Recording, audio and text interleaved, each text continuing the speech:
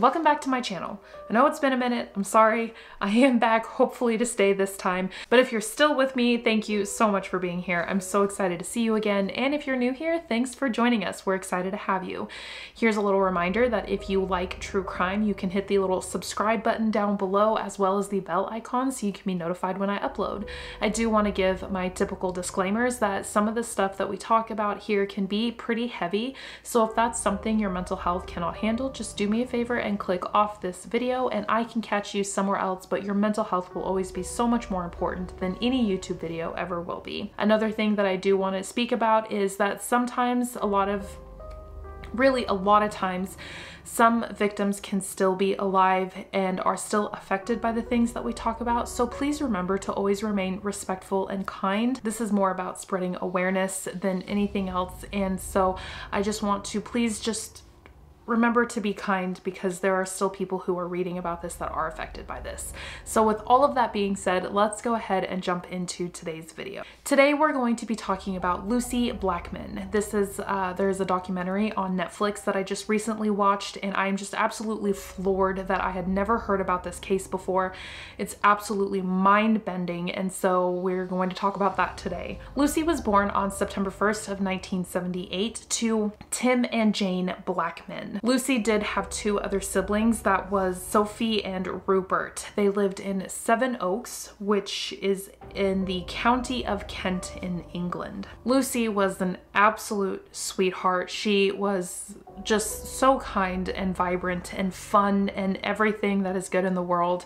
Her family talks about her and says that she would never have anything mean to say to anyone. She just loved people and loved spreading kindness and happiness to anyone that she came in contact with. Throughout her childhood, she had this desire to travel. A lot of times in these kinds of cases, when you find someone who really wants to travel or spend their time traveling, they usually either join the military, but in Lucie's case, she decided to become a flight attendant. That way she could travel the world pretty much for free. After being a flight attendant for a while, Lucie decided that she wanted to spend some time in Japan. Japan is somewhere she did want to spend time growing up. She wanted to spend time there while she was growing up, and Tokyo just seemed like the perfect fit for her. Tokyo is a very safe place and a very just kind of booming industry, especially back in the 90s and early 2000s. Tokyo was just absolutely booming and there was so much opportunity for people from all over the world. Lucie decided to move to Tokyo with one of her good friends, Louise Phillips.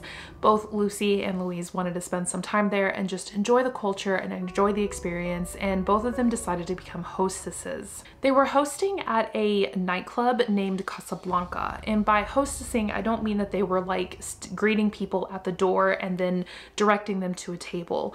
A hostess in Japan during this time at least was more of an experience for the people that would come in, because the majority of the people that would come in were like really wealthy businessmen, and so they would just kind of show them a good time for the night and just spend time with them and have drinks with them. It was more of an experience than just directing people to a seat. Everything seemed to be going really well for both girls. They were enjoying their time there. They were enjoying they were just enjoying their time.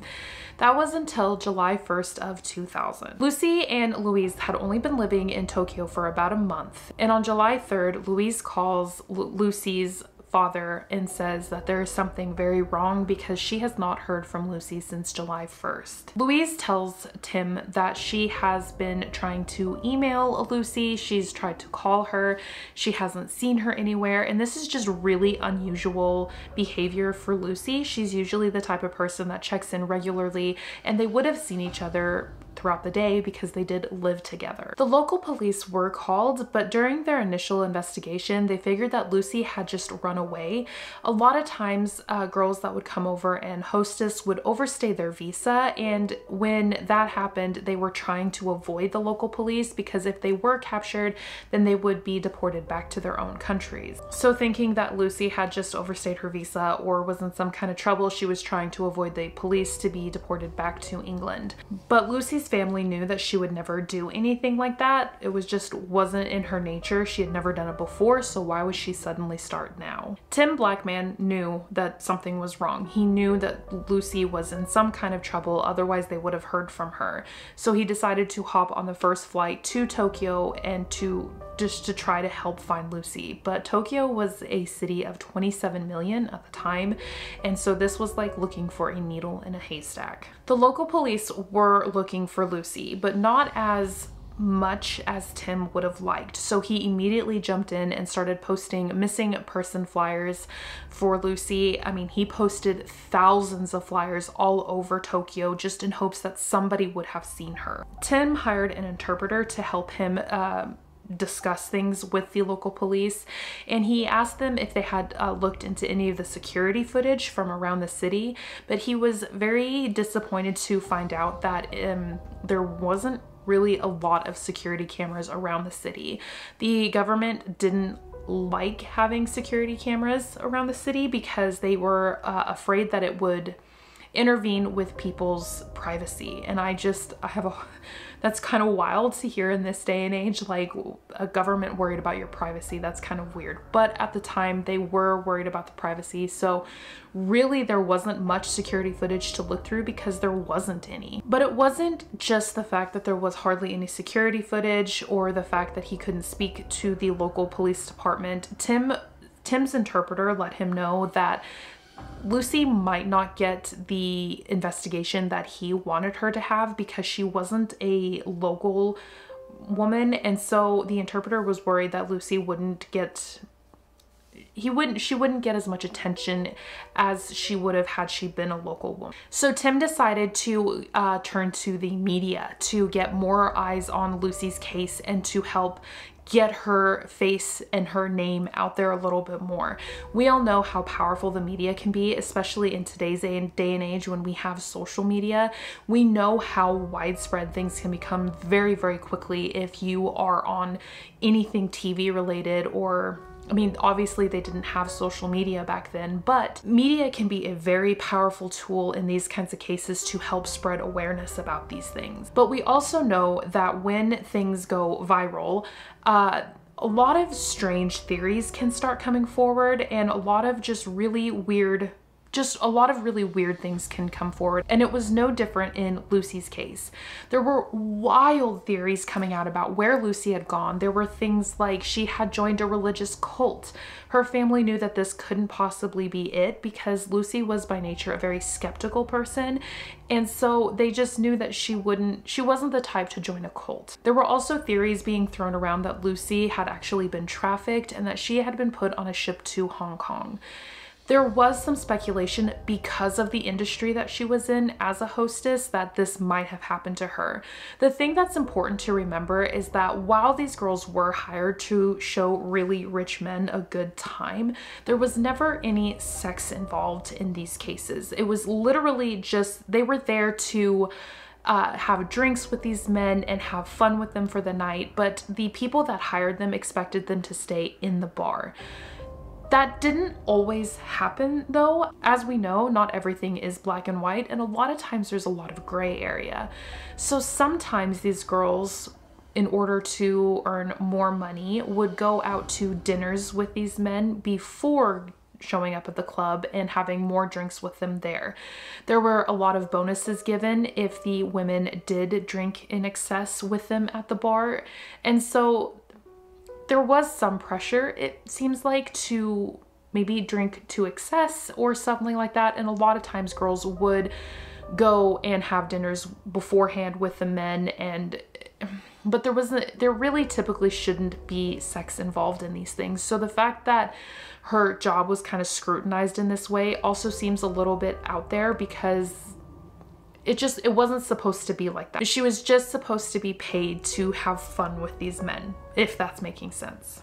But considering Lucie did work as a hostess, the suspect pool was large. Several of these men were questioned. There was one who became a pretty big suspect. He was even brought in for questioning, but he did have an alibi during the time that Lucie went missing. He was, they looked into his alibi, they confirmed all of it, and he was eventually let go. And at first it seemed like there were going to be absolutely no solid leads that would lead into where Lucie had gone.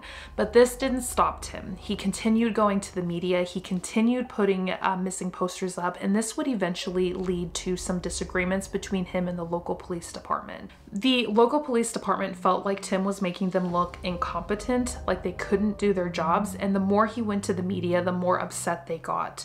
This would eventually lead to the police department not giving Tim any more updates into what they were looking in as far as Lucie's case was concerned. But this in turn would make Tim go to the media even more, and it just led to a kind of a strained relationship between Tim and the police department. The thing is, the Japanese police department was looking into Lacey's case pretty heavily. Tim had brought so much media attention into Lucie's case that the government even became concerned about it, and they didn't want it to look like they didn't know what they were doing, so they assigned even more detectives to Lucie's case to look deeper into it. And what they found was absolutely chilling. There were several women who had made reports at local police departments talking about how they had gone out. They all worked as hostesses. Some of them said that they had gone out with a man for a dinner that was not under the protection of the club that they were working at. And a lot of these women had the exact same report. They said that they had gone on either a drive with this man or they had gone to dinner with this man, and the next thing they remember is waking up with a splitting headache and just feeling like they had been assaulted. The sad part about this is that these individual reports were not really taken seriously at the time by the local police department. But all of these cases had the same MO, and from what I understand, a lot of these reports were taken at different police departments, so they were never like looked at, and no one ever saw the connection that all of these reports had. And when Lacey went missing, there were several more women who decided to come forward with their stories in hopes that it would help find Lucie. And when they started digging into these reports, they realized that there were several women who had never come forward because they were afraid of being deported, because they had overstayed their visa, or they just thought that they would be in trouble.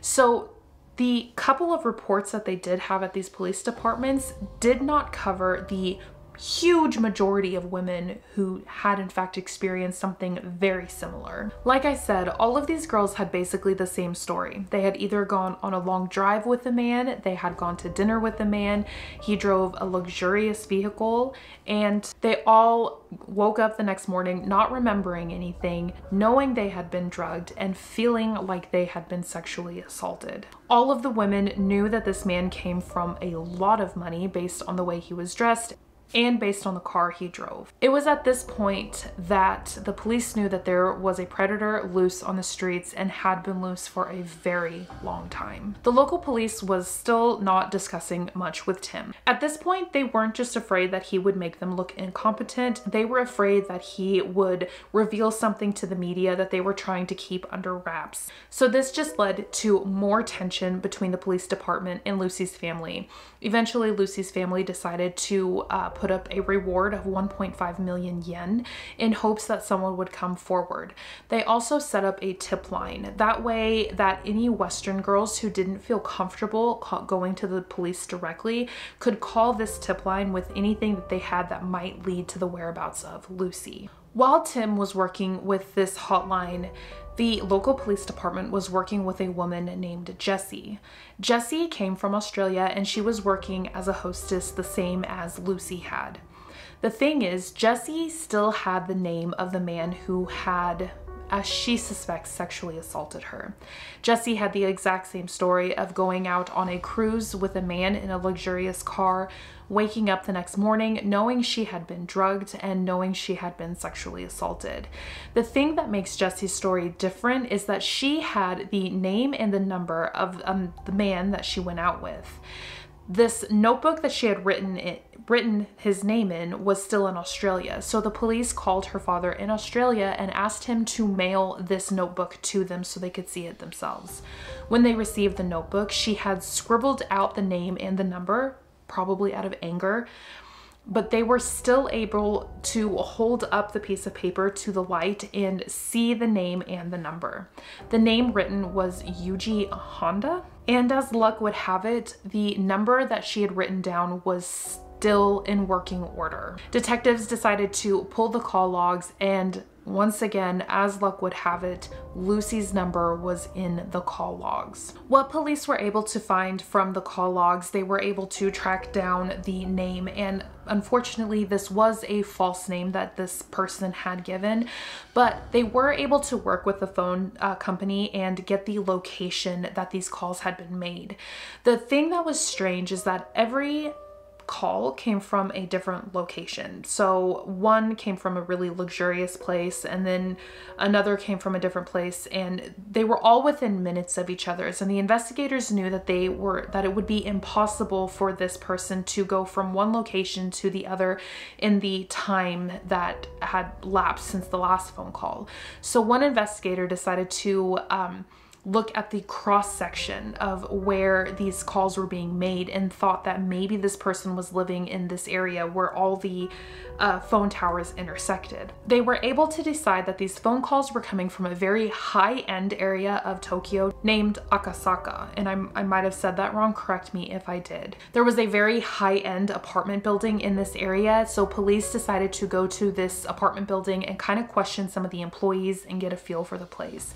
They were able to find that one of the residents was a very strange man, according to the employees. He was a man that never really let his face be shown, or he wouldn't really talk to the employees. And this was really strange because in Japan, it is a very friendly nation, and people, there's an expectation almost, from what I understand, and if I'm wrong, please correct me, but from what I got, there's almost like this expectation to be kind and friendly to everybody that you interact with. And this man was nothing like that. And so it did raise some alarm bells with some of the employees that were working there. They also talked about this man having many different luxury vehicles. Like he had a different vehicle for every day of the week, and they were all very high-end, very luxurious vehicles.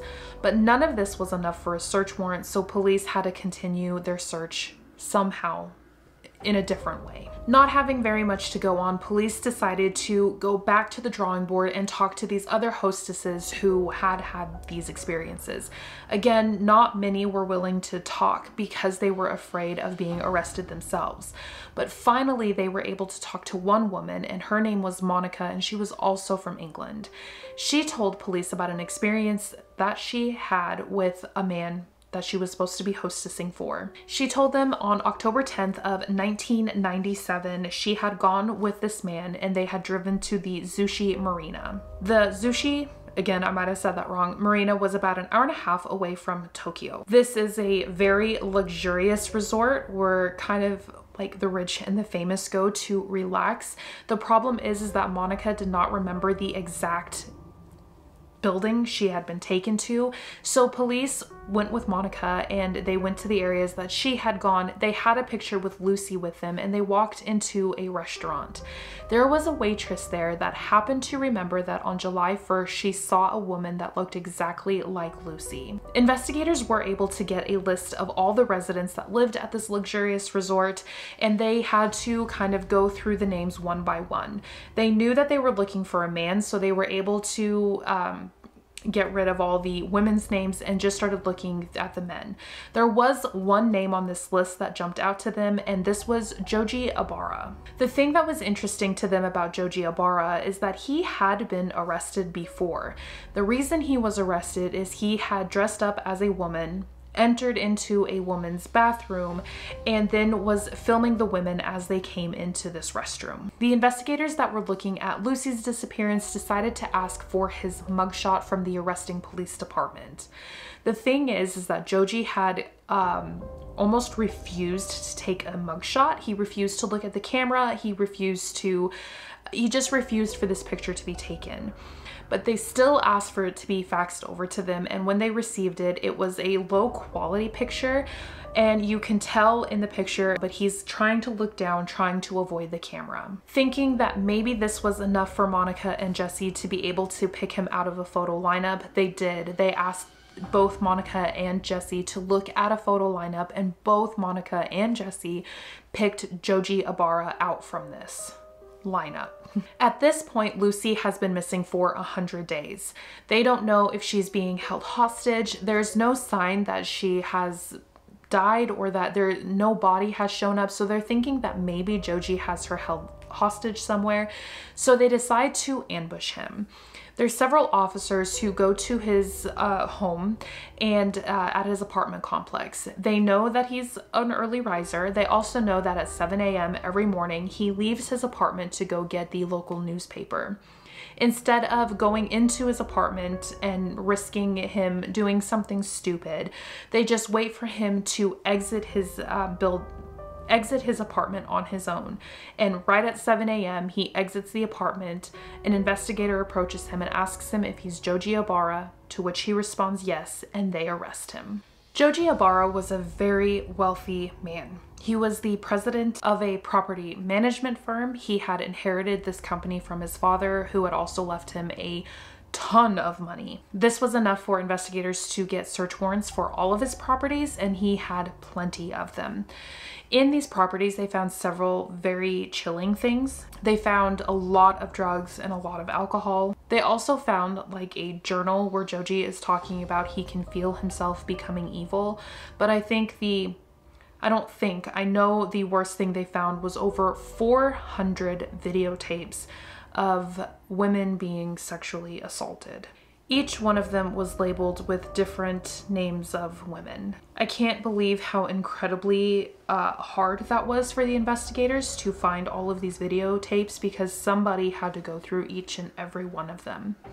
But in the 400 videotapes, they did not find Lucie's name. Her name was not there at all. When questioned, Joji denied everything. He said that he had paid each one of these women to be involved in this, and all of the stuff that was being filmed was consensual, even though it was very apparent that all of these women were not conscious. And if you know that when someone is not conscious, they are not in a state to be a willing participant in anything, and you cannot give consent to something like this. But the investigators still needed some of these women to come forward and say that they had not consented to any of the things that Joji had done to them.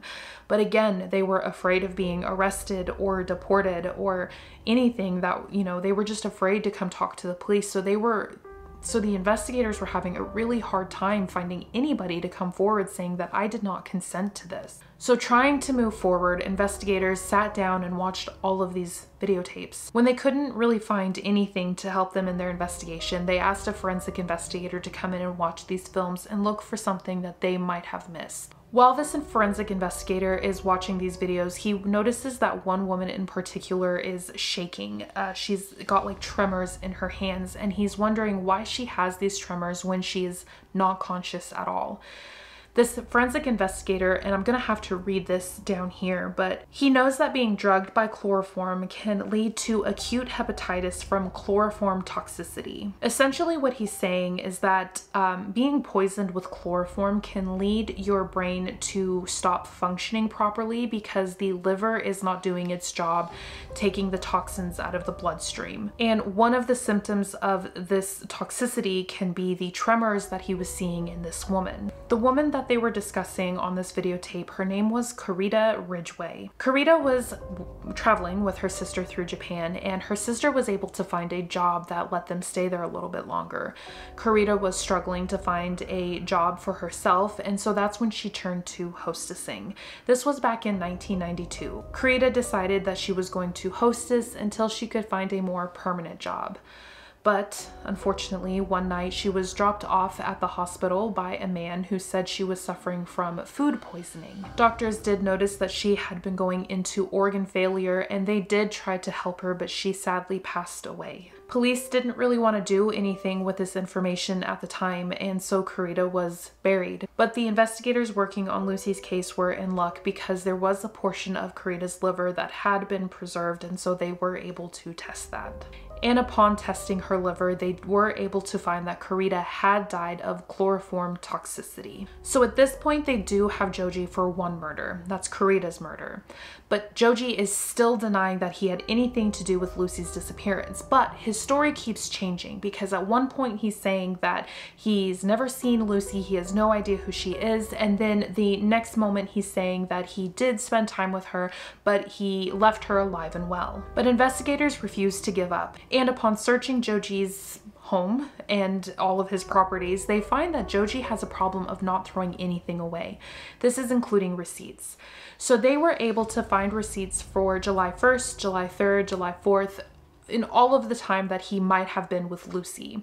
They are able to track his movements from Tokyo to the resort that Lucie was seen at. So they're able to put Joji at the Zushi resort right around the time that Lucie is. Joji comes back to Tokyo on July 2nd. July 3rd and July 4th, he goes shopping for many suspicious things. He went shopping for a chainsaw, cement, and a portable tent. Then Joji decides to go to another one of his properties. This one is in Kanagawa. And during his time at this property, there's reports of his neighbors complaining of really loud and strange noises coming from his apartment. Investigators believe that Lucie was murdered on July 1st. She is then transported around with Joji until he goes to his property in Kanagawa, where he dismembers her and then drops her into the ocean. Prosecutors are still not convinced, and they feel like it's going to be much too difficult to charge Joji with the murder of Lucie without there being a body.